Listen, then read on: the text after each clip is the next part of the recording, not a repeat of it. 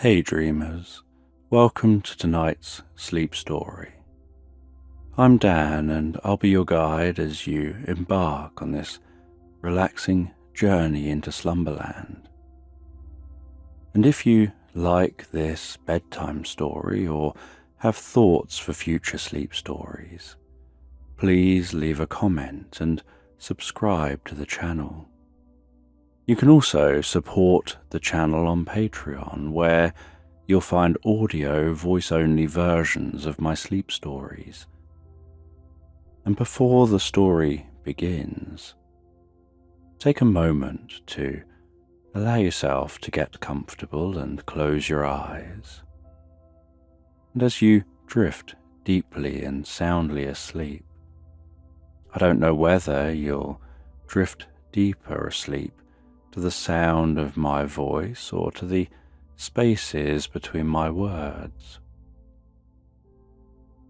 And with your eyes closed, you can begin to have a sense of relaxing your mind and body as I count down from 20 to 1, becoming deeper absorbed in the experience with each number.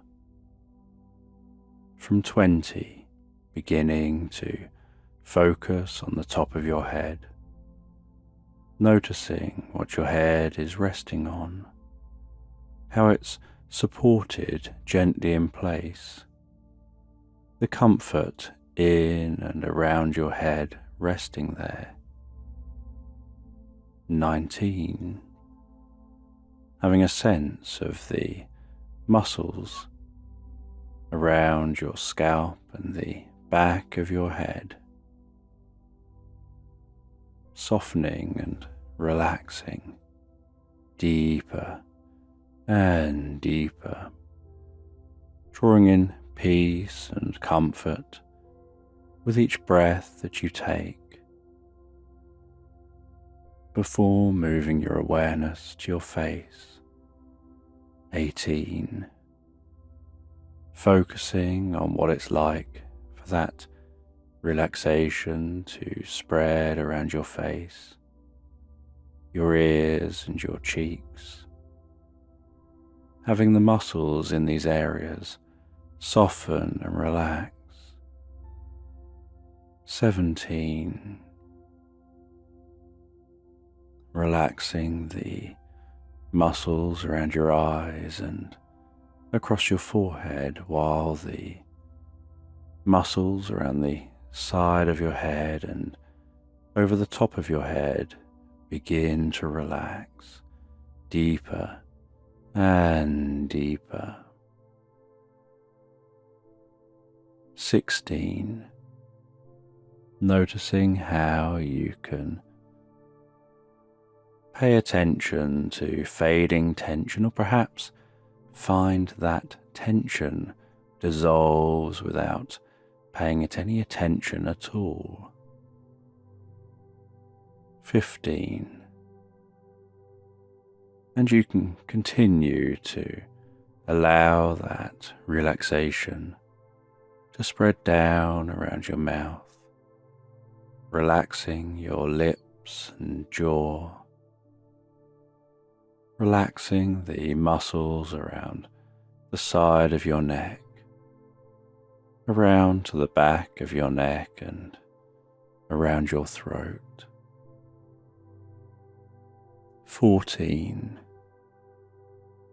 and as your jaw relaxes and hangs slightly loose, limp and comfortable, that relaxation can continue to move down to your shoulders and upper back. 13, and I don't know whether that relaxation happens fastest around your shoulders or in the upper back, or perhaps down the tops or the front of your shoulders. As that relaxation progresses around your back and your chest, softening and relaxing those muscles fully, deeply and comfortably. 12. And as those muscles soften and relax while you rest there, that relaxation can begin to spread down the arms to the hands, all the way to the fingertips. 11. And I don't know which arm will relax fully fastest, whether it'll be the left arm or the right arm, or whether the arms will relax at the same rate and speed as each other. 10. And as that relaxation continues through those arms, it can flow down through your stomach, your sides and lower back, all the way down to your bottom, before extending deeply down through your legs to the tips of your toes. 9. And as your body becomes deeper and deeper relaxed, while you drift into the most pleasant sleep, so your mind begins to relax. 8. You begin to have a sense of a healing light touching your forehead, enveloping your face and head with healing, deep relaxation, absorbing comfortably and gently into you with each in-breath that you take. 7. Filling you with healing peace and calm, spreading that healing, restorative, recuperative light down through your body. 6. Breathing in healing, calm relaxation and breathing out any stress or tension. 5. Aware of that healing light passing down your neck, softening and relaxing those muscles, spreading that healing light throughout the neck as it spreads down with the next breath to your shoulders, around the back of your neck and down into your arms. 4. Gradually continuing that flow of healing light all the way down to the tips of the fingers. 3. And with another in-breath, the healing light can spread down through the body, softening and relaxing muscles, healing deep within the body, filling the body with pleasure and deep relaxation. 2. As the light journeys down around your stomach, your lower back and sides, into your buttocks and all the way down your legs to the soles of your feet, filling your whole body with that healing, restorative light.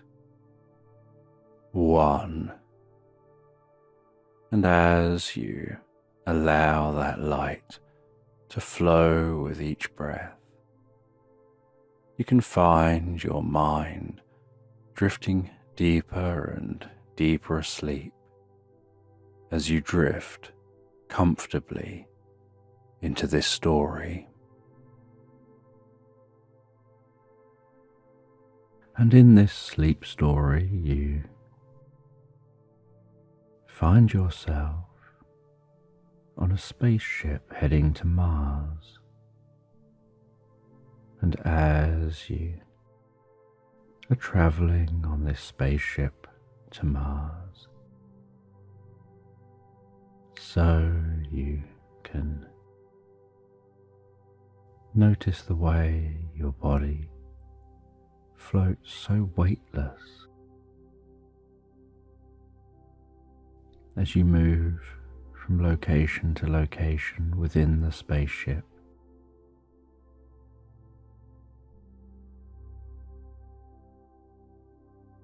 And you can see the red dot of Mars against the inky black backdrop of space, and the points of stars.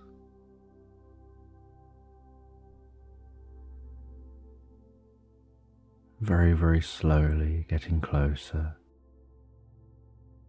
and closer.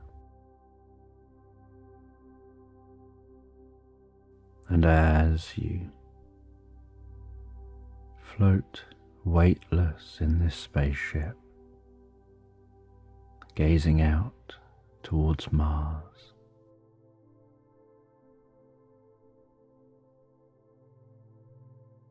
almost unaware of the speed with which you're travelling in this ship,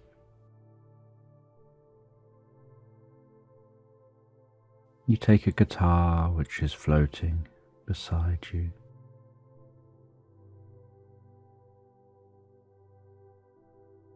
and you begin to play that guitar while gazing out at Mars, not playing a specific song, but playing your feelings, playing what's going on within you.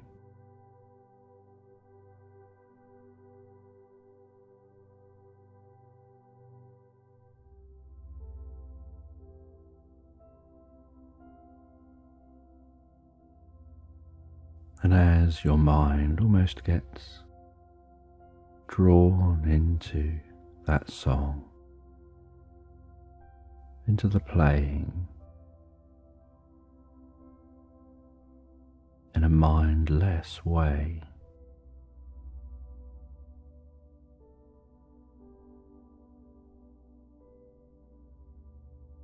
you begin to have that sensation that you're playing the background music to your experience.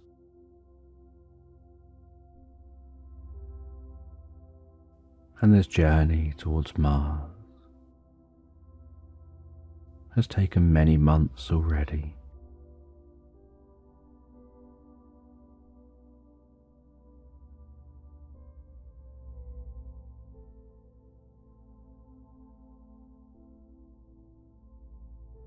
And you're now in the final stretch of the journey, where the red planet is increasing in size noticeably day by day.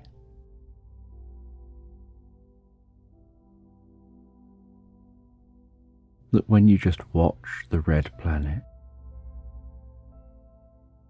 it doesn't appear to be particularly moving or increasing in size,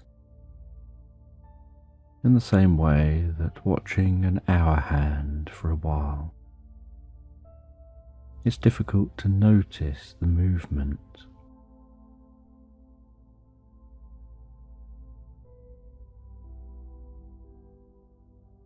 But watch that hour hand over many hours, and you can tell that it's moved.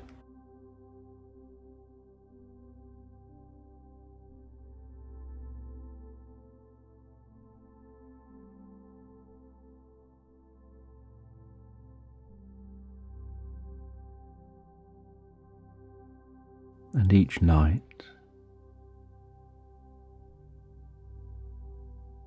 you head to the area where you sleep, and being in a weightless environment,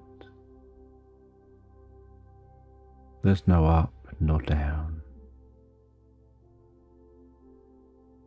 Any direction could be whatever you want. It usually depends on what you're doing.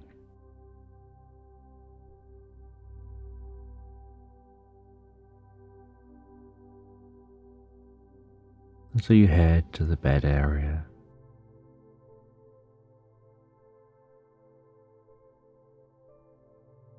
and you swing yourself into that area. You strap yourself in to stop you floating off while you sleep.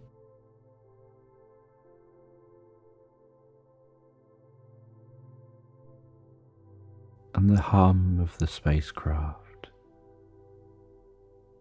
it's almost like white noise,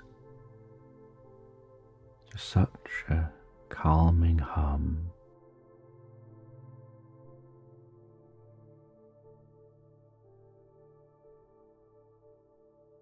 And within a short period of time, you become unaware of being strapped into position. Like any other constant, you lose awareness, like losing awareness of glasses on your face, losing awareness of the sensations of the clothing you're wearing. You lose awareness of being strapped into that sleeping area.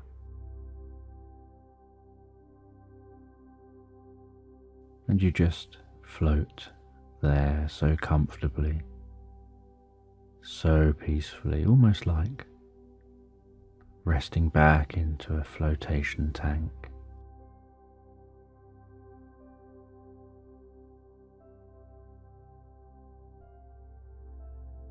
And being in space, being in this spacecraft, as soon as you close your eyes is almost like sensory deprivation.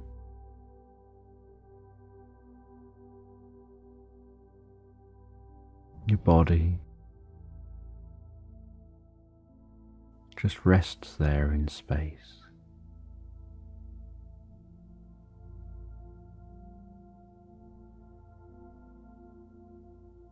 That hum of the spacecraft is a constant which drowns out any other subtle noises from time to time of others in this craft.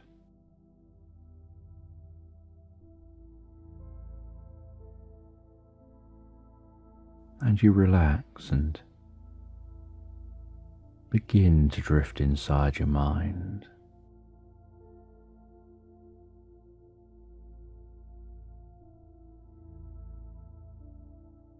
And while you drift inside your mind,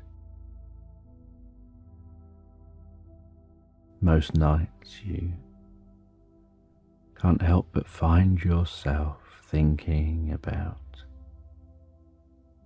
the mission you're on, to be the first manned crew to Mars. Unsure what it is you'll discover there. Unsure what the sensations of arriving on Mars will be like. How things will be different on Mars compared to Earth.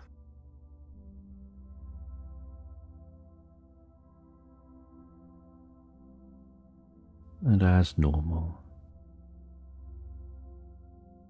you drift peacefully asleep from those thoughts that are perhaps a bit more like work thoughts.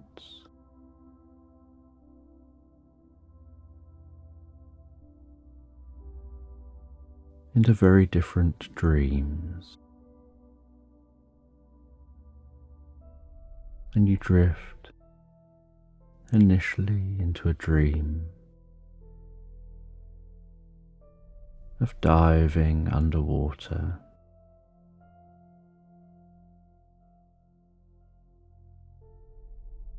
where the weightlessness that you're experiencing in real life on the spacecraft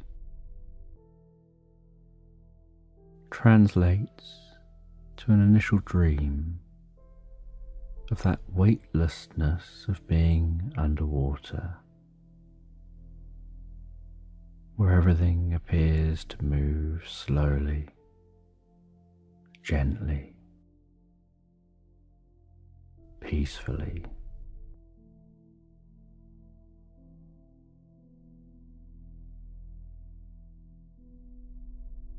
Seeing the gradually undulating waves overhead, the way the light passes through the surface of the water, some shards of light dancing in front of you and around you.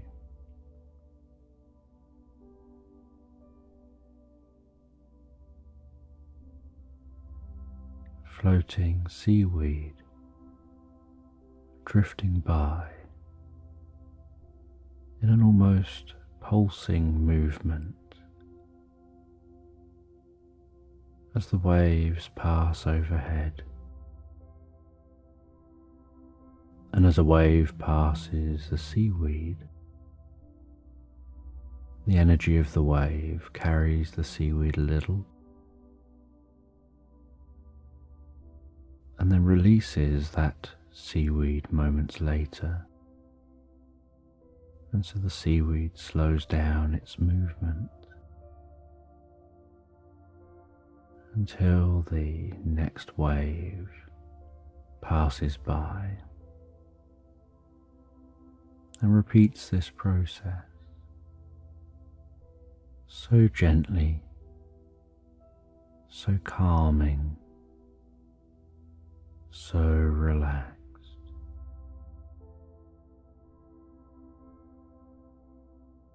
And seeing schools of fish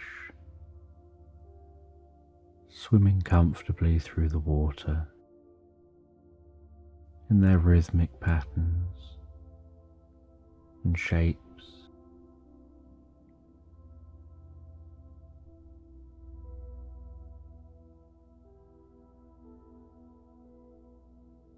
and tall fronds of seaweed stretching up from deep below, from that darkness down there. The supple leaves of the seaweed undulating in the water.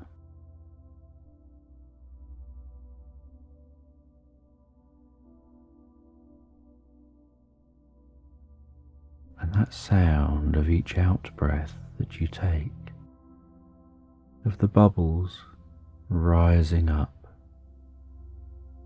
beside your face, perhaps tickling a little as they go, as you breathe in and out so calmly, so deeply relaxed.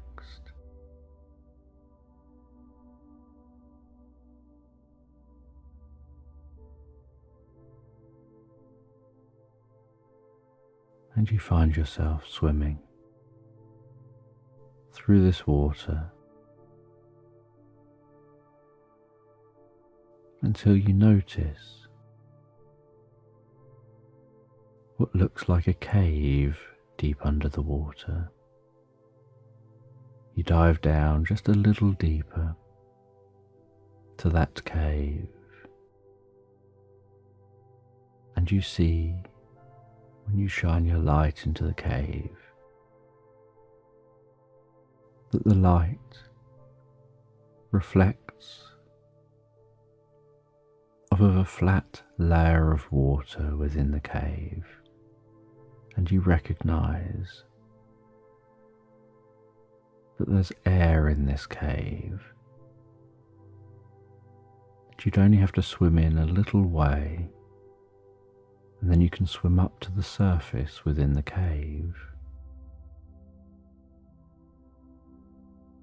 And so you swim into that cave, calmly, slowly, peacefully, gently relaxing.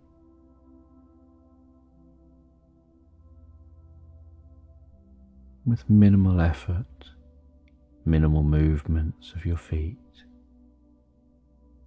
to propel yourself forward into the cave. Your torchlight illuminating the cave walls,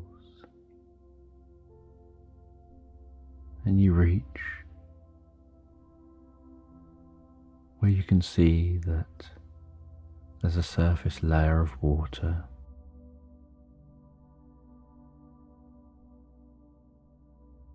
You pop yourself up through that surface layer of water, shining your torch around, aware that you're inside a cavern.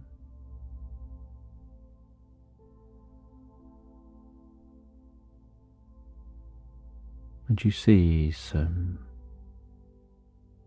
sticks on the walls. Notice that these are old torches. You light these torches,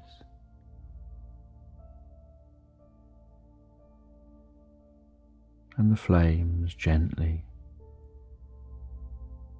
flicker on the walls of the cave, illuminating the cavern before you. And you walk into this cavern, deeper and deeper, that gentle flickering sound.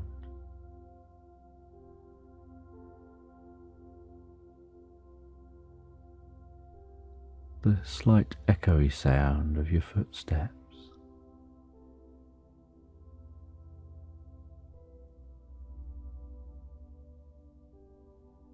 The sensation of the water which is beginning to dry on your face.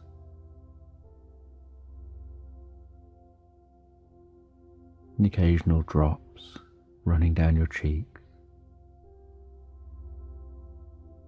And you see in the center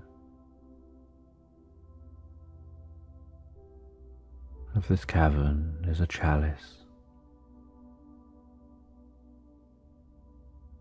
And you head over to that chalice, finding that it's resting on a stone table.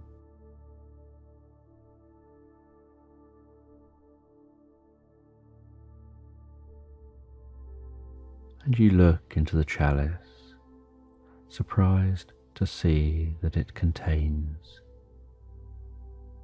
a warm and cozy looking soup.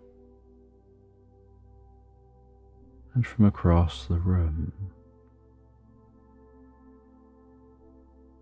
a wise guardian of the chalice approaches.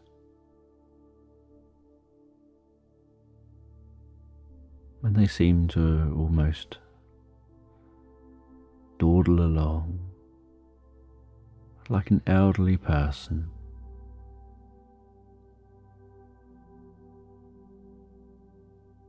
walking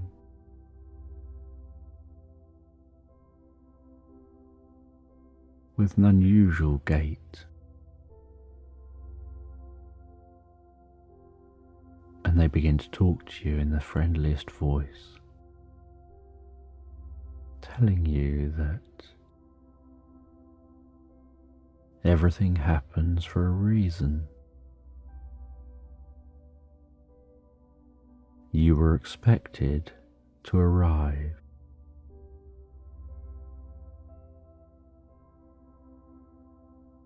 You were expected to be here.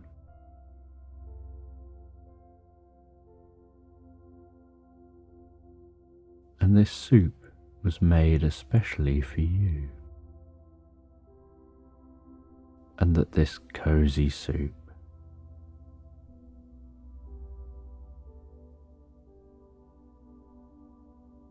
will help you on your journey of discovery, and it will help you to see more when you arrive at your destination.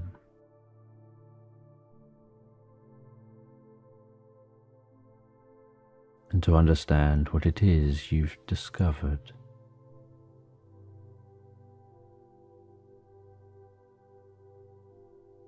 And they gesture for you to try some of that soup.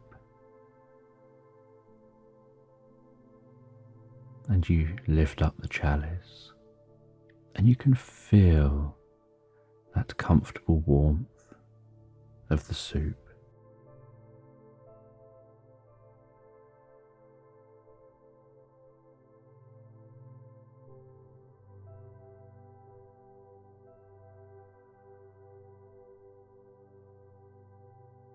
And you can smell that beautiful smell of the soup.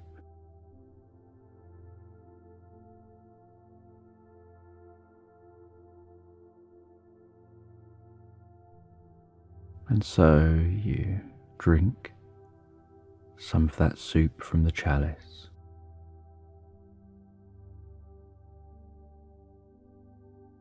Feeling the warmth of the soup as it goes down your throat.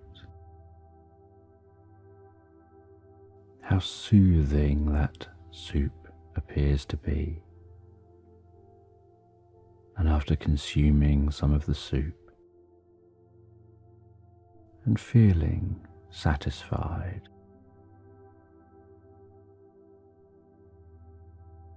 this keeper of the chalice directs you to a chair in this room and tells you to take a moment to relax down in that chair and allow the soup to work its magic. And so you relax down into the chair, and as you relax in the chair,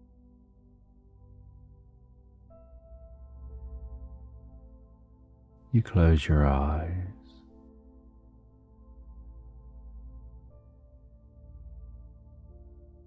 and you can hear that keeper of the chalice talking to you, guiding you deeper and deeper into the experience.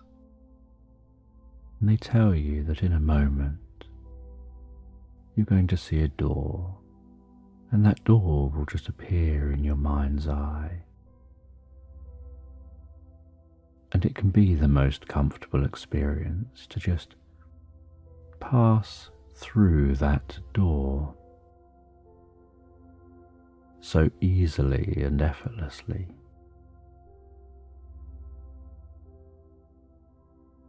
And so with ease, as you drift deeper and deeper into the experience,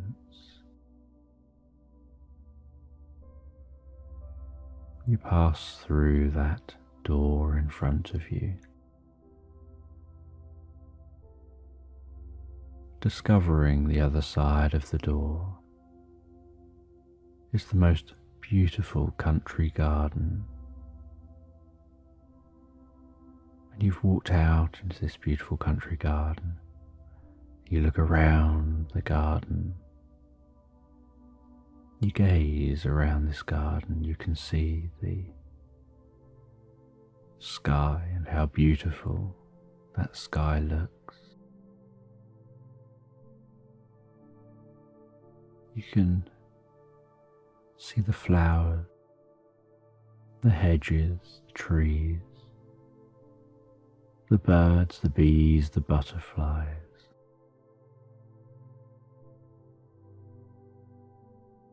How green the foliage is, the vivid colours of the flowers.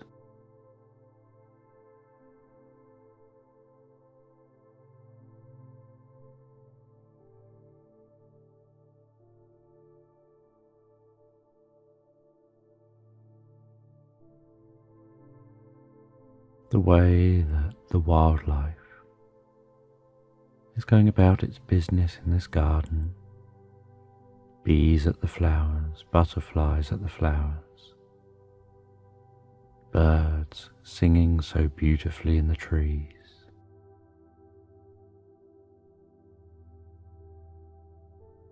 Enjoying a deeply absorbing experience as you relax into it.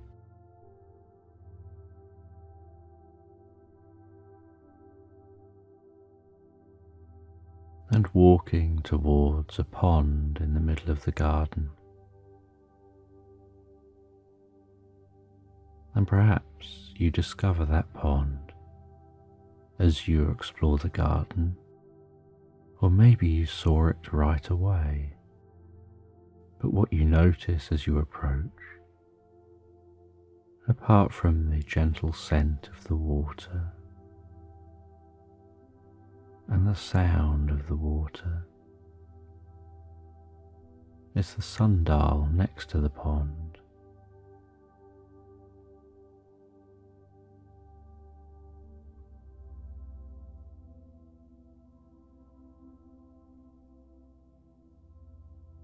And as you approach that sundial,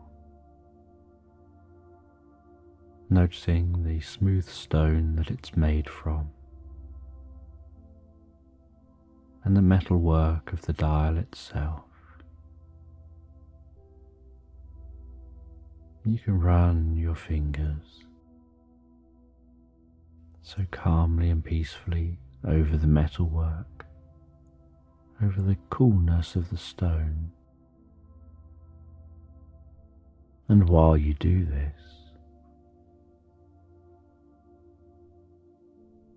you notice that touching that sundial triggers the sound of a mechanism, and you see a stone plinth rising from the pond. Then after the stone plinth has cleared the water, the top of that plinth opens and rises a little further, and you see that what was contained within that plinth was an old-looking book, an antique-looking book, on a stand within the plinth. And you head over to the book.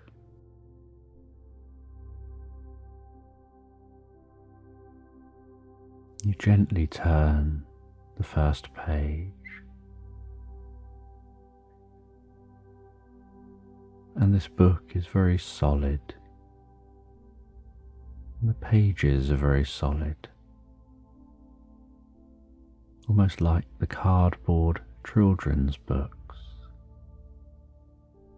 And as you turn the pages,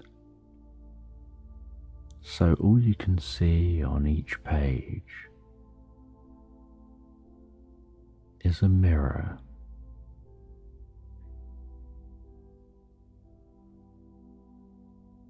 and you look at each page, working your way through the book from start to finish.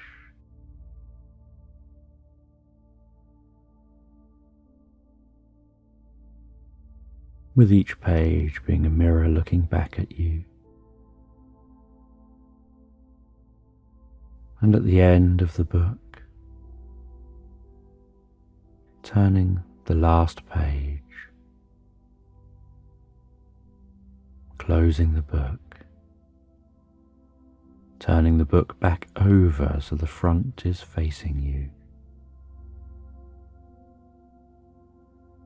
And while you're thinking, trying to work out what it all means, the book lowers back into the plinth. The top of the plinth closes, and that plinth, with a stone grinding sound, lowers back into the pond. As you go back and sit on a bench in this garden, thinking about the meaning of the experience.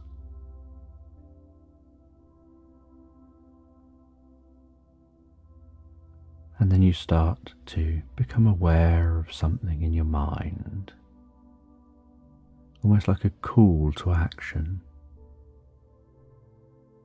And so you follow this awareness back out of the garden, back past that guardian, that keeper of the chalice. And they tell you you found what you came here to seek. You just don't know it yet.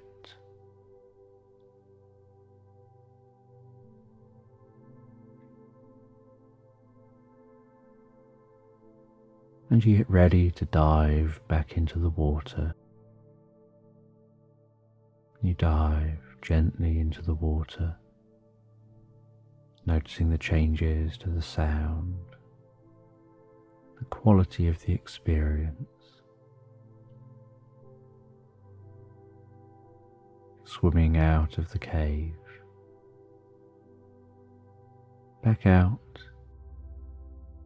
into the water and up to the surface. And as you break the surface of the water, so you notice yourself waking on that ship, having had the most beautiful, restful sleep that felt like you'd only closed your eyes for a short while, and yet you feel deeply rested, rejuvenated, recuperated, and full of energy following that most beautiful night's sleep.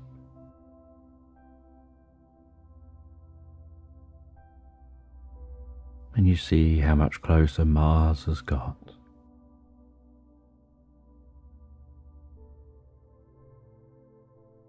And as the day goes on, eventually you're closing in on Mars. And after quite some time of this journey,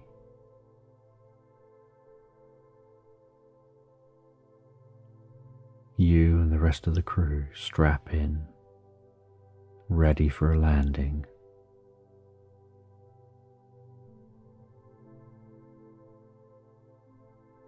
And thrusters fire, decelerating the craft, allowing the craft to go into orbit around Mars.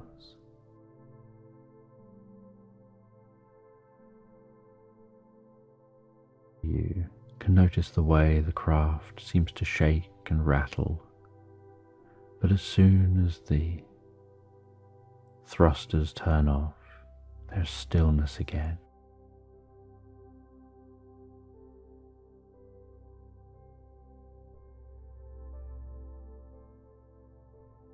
And then the craft identifies the landing location deep within a trench.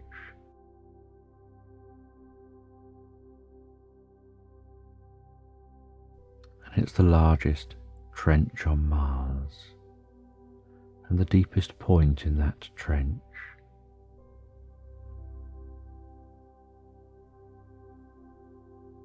And then one of the other crew initializes the landing sequence.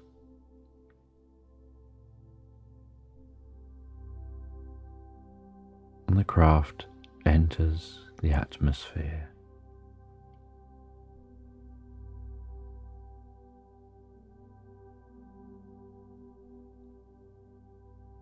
And it starts to head towards the ground.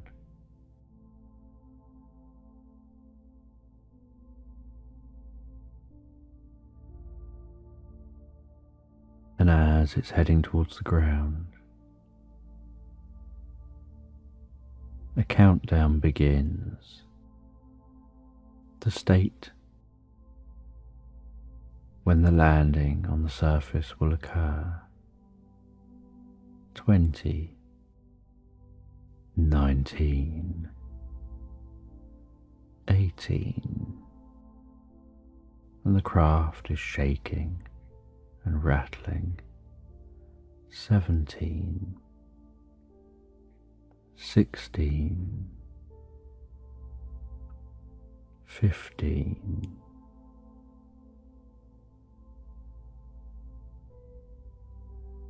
14,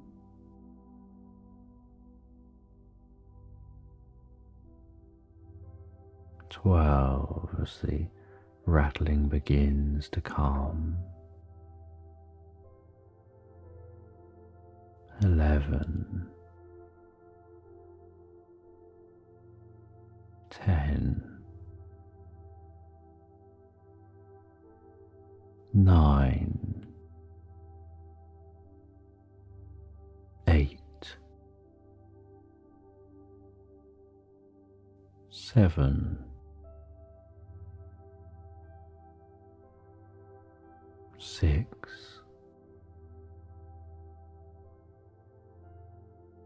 5,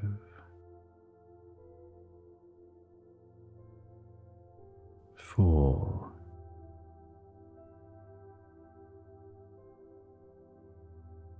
3,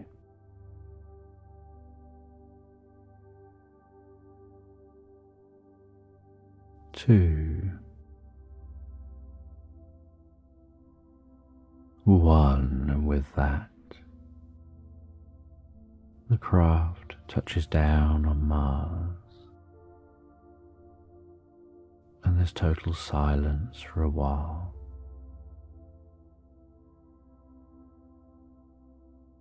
Then yourself and the crew go through a series of checks, checking that everything has worked correctly, that everything's okay.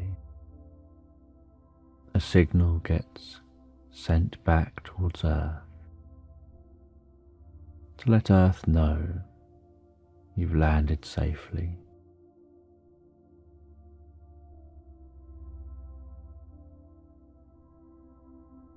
And then some autonomous vehicles set off from the craft, and they begin to set up a dome and habitations here, ready for when the crew disembark.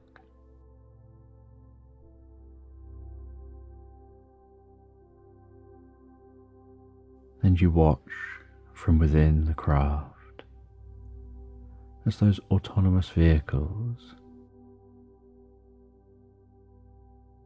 roll out an inflatable dome. Inflate that dome.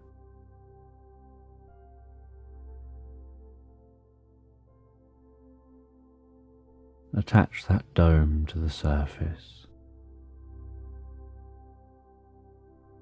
before spraying the dome with a cement-like substance created from the Martian soil.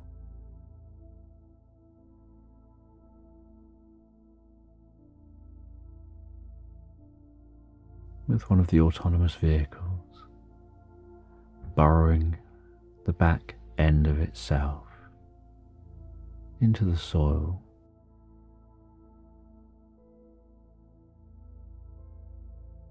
deeply pushing that under the ground, and then using heat and other processes to mix up a cement-like material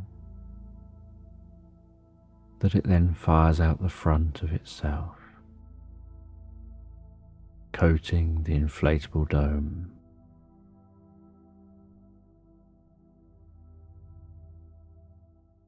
All the way down to the ground.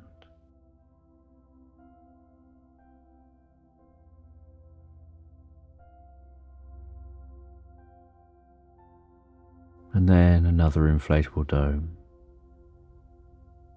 is erected, and the autonomous vehicles maneuver it to a location where the two domes then connect.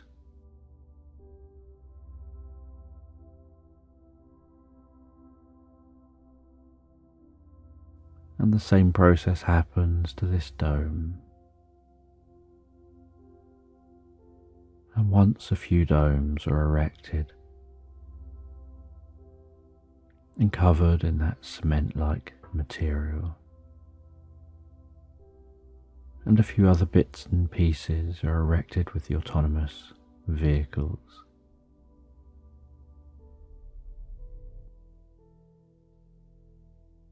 including a drone which flies up out of the trench to place an aerial on the outside of the trench,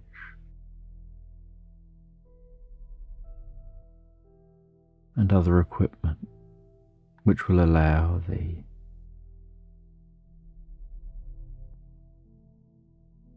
site to be able to communicate most efficiently with orbiters, and if needed, straight back directly towards Earth.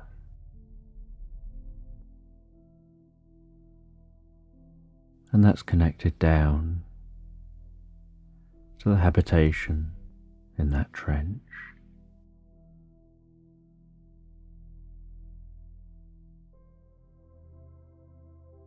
And it doesn't take long in these freezing temperatures for that cement-like material to dry.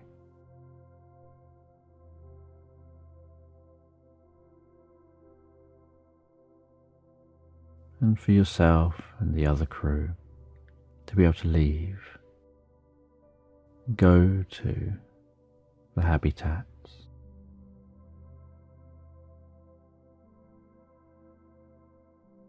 and in the habitat you start to carry in the various equipment you'll need, and you start to make these habitats your home, for you'll be here for a while.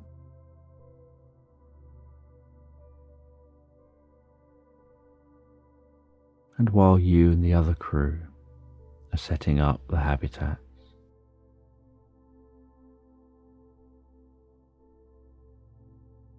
so some of the autonomous vehicles are exploring the trench, and together they're mapping with LiDAR and sending smaller autonomous vehicles into crevices and caves that they discover, mapping everything as they go, and all the information's beaming back and being assembled on a computer in the habitat.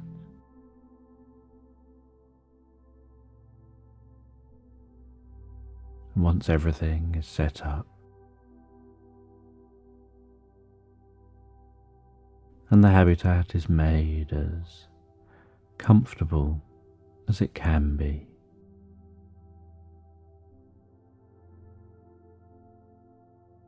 and the atmosphere inside the habitat is made comfortable,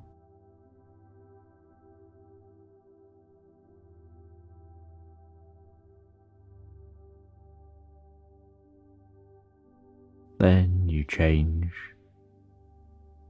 into some comfortable clothes. You make yourself more at home here, setting up a room just for you, and you each have your own rooms. And there's communal space and workspaces.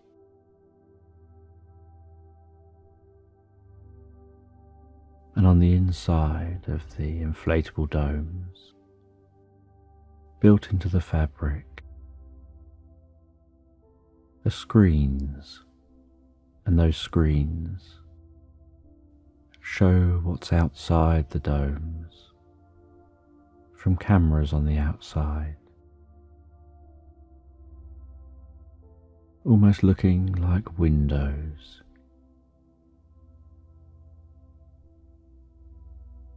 And down here in the trench,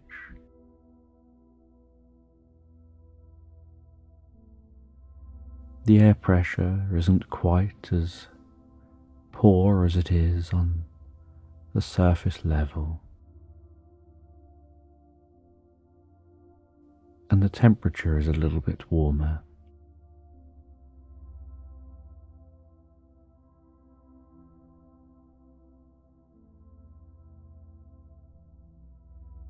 And you get your first night's sleep here, knowing the next day the science will begin, and the next day you're looking at the monitors, admiring the view outside, the towering walls of the trench, the red sky overhead,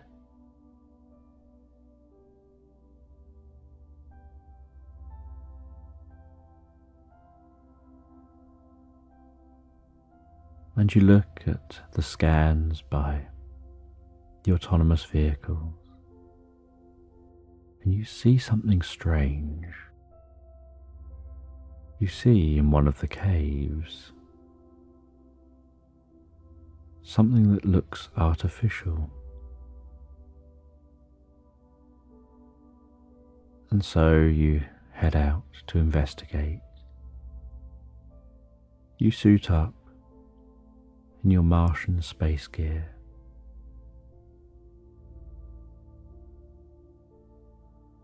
you go through the airlocks back out to the Martian landscape.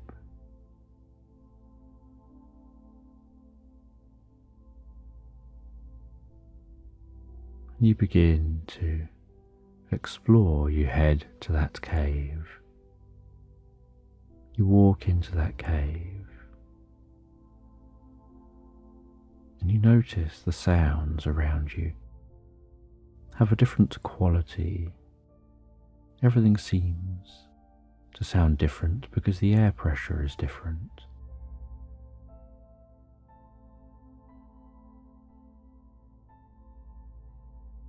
And you walk deeper and deeper, shining your torch around this location, before discovering it. What looks like a pyramid embedded in the back wall of this cave.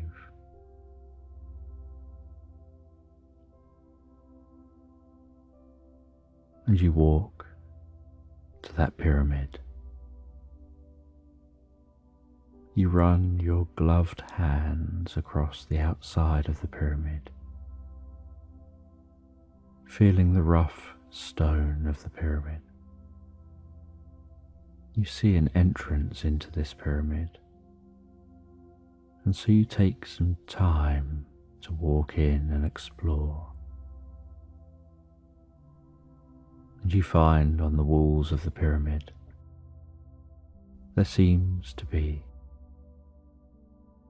artwork depicting an event.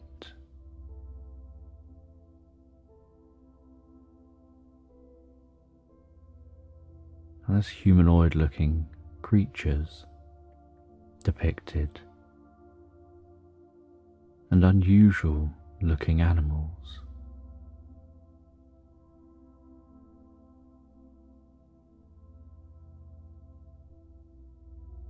And it looks like it's telling a story about a cataclysm,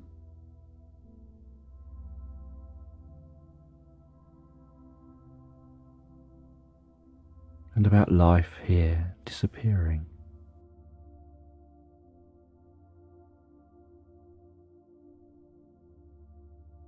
And how a small group of survivors had to make a device or a way off this world.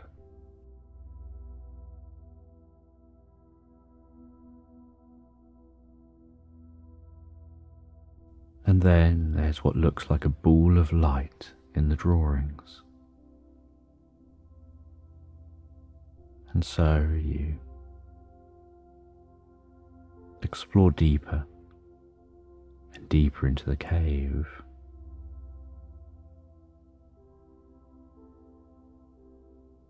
Deeper and deeper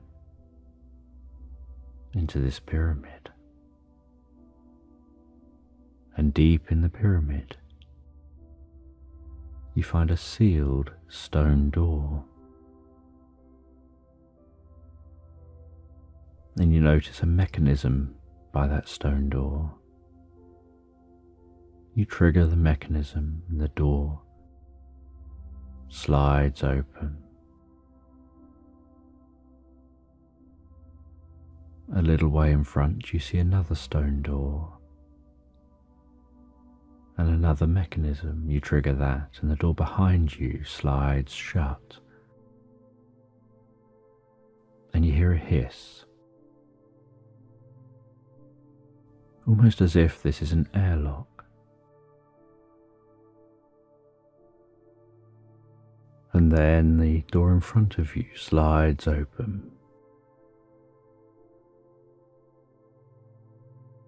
And as it does, you see a glowing orb in a chamber, and the orb is undulating, spinning, crackling with electricity.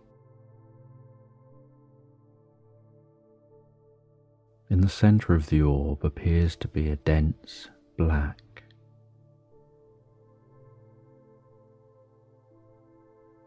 You notice the readings in this location, in this chamber, seem to show that it's breathable here, that it's almost like Earth atmosphere. It's a little different, but it's close.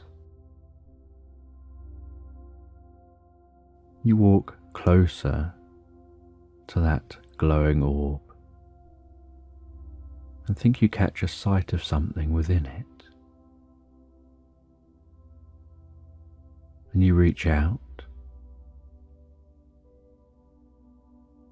and feel yourself almost attracted to this orb,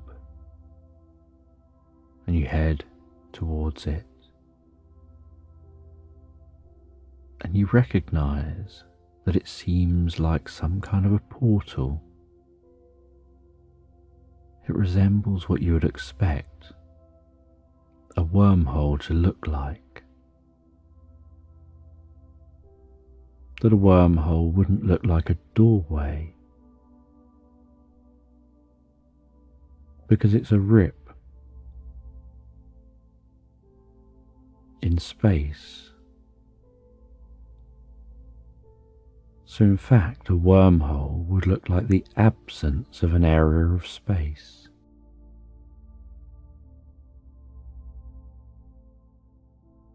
And as you get closer to that, you decide to send through a tiny drone. And so you control that tiny drone and you fly it through into the orb.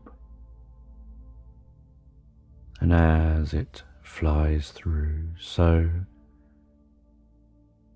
it flickers for a moment on the screen from the drone, but then seems to be in a calm, dark location. And the drone has some lights. And so you explore this calm, dark location with those lights. And you see hieroglyphs around the walls, but also you notice that around the walls are some similar drawings to what were here, where you've set off from.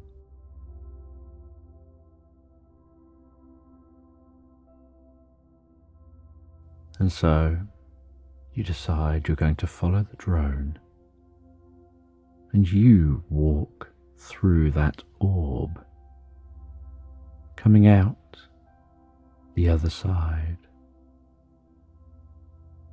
And the first thing you notice takes you by surprise, that your equipment immediately starts picking up many radio signals.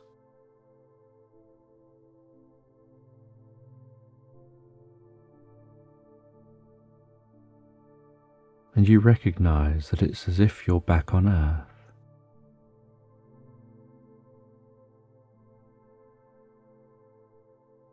And you place down a tracking beacon in this location.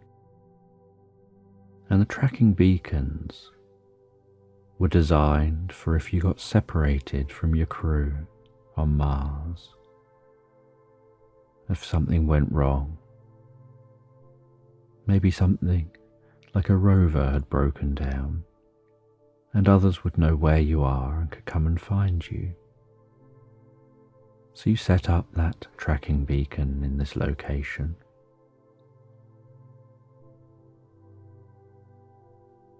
You looked around the location some more. You took some images of the walls.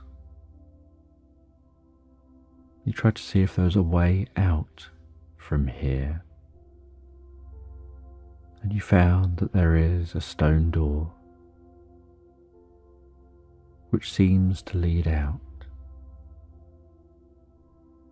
And there's a lever, a mechanism that seems to open that door. You trigger that mechanism, and just like before, there's a second door with a second mechanism. So you repeat the process again, and you find yourself in a corridor, and you walk down that corridor, but the end of the corridor is blocked up. And so you head back to your habitat, back through that portal all the way back to the habitat. You try to look at the tracking, where the tracking beacon is from, and you can't see it on your records. It's not showing on the screen.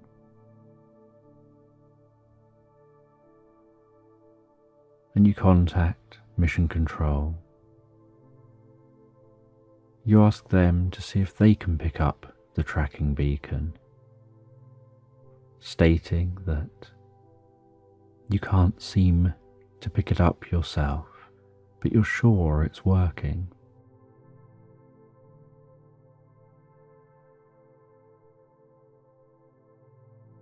and they use the orbiters to try and scan Mars and can't find signs of the tracking beacon.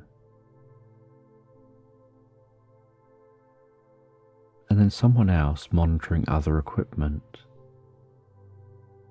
announces that the tracking beacon is actually showing on satellites over the Earth. And they find the location.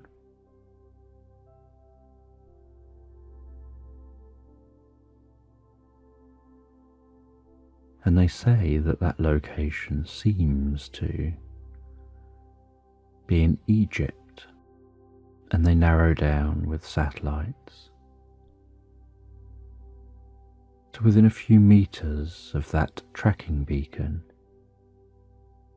and they find that there's an undiscovered pyramid buried in the deserts near the pyramids in Egypt.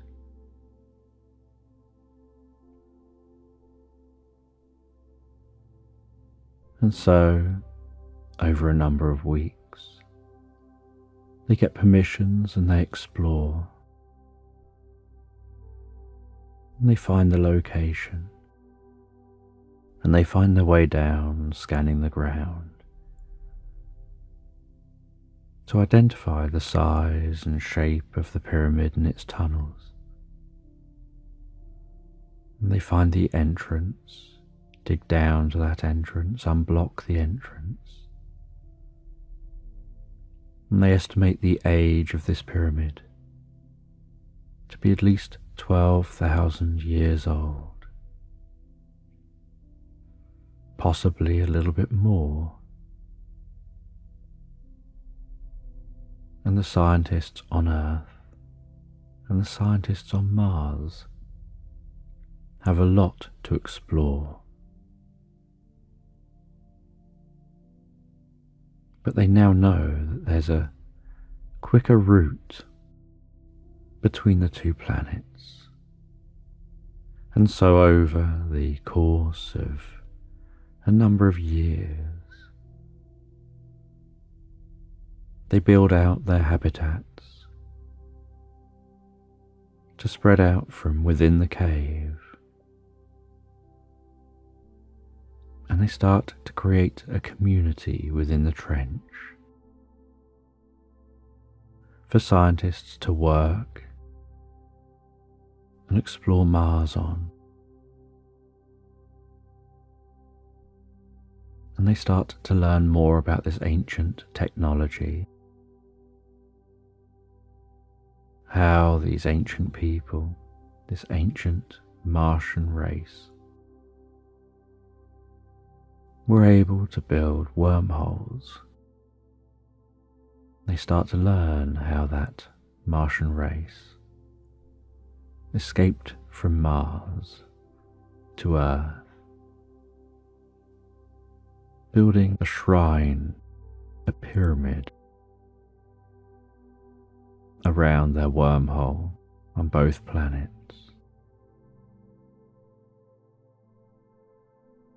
To try to rescue as many Martians as possible to this planet Earth.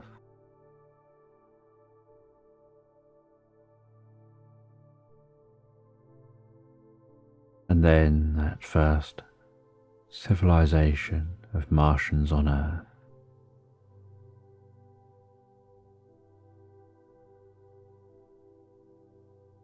remembered those who came before, those who saved them,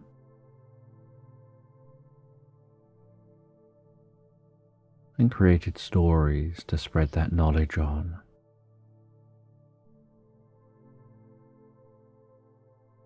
But didn't have the technology that they had back on Mars. Wasn't able to save enough of the technology. And gradually the knowledge of the technology drifted away to the sands of time.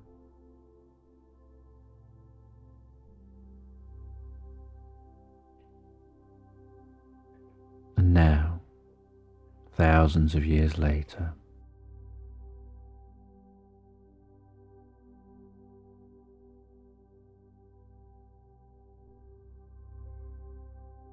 Humanity again connects Earth and Mars.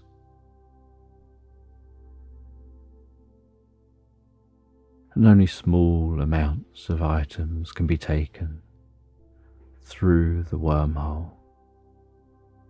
And there's still no understanding of how this wormhole was formed, how the wormhole is maintained,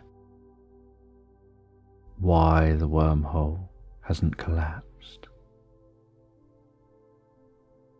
and how the wormhole is powered.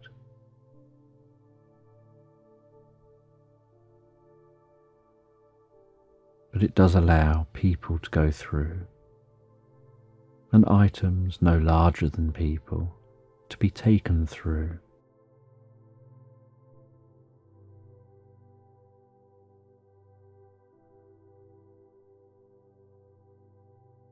And you were there at the beginning, one of the first.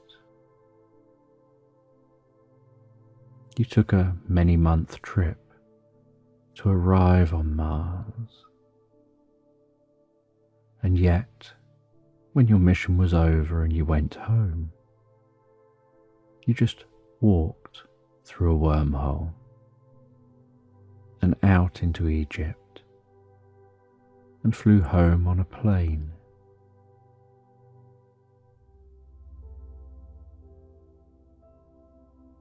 And you keep on top of all the new learning that comes from that area.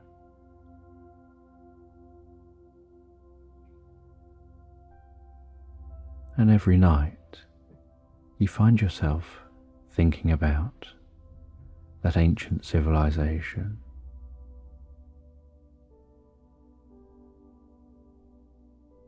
and exploring in your mind all the possibilities as you drift and float so peacefully, so comfortably asleep into slumberland.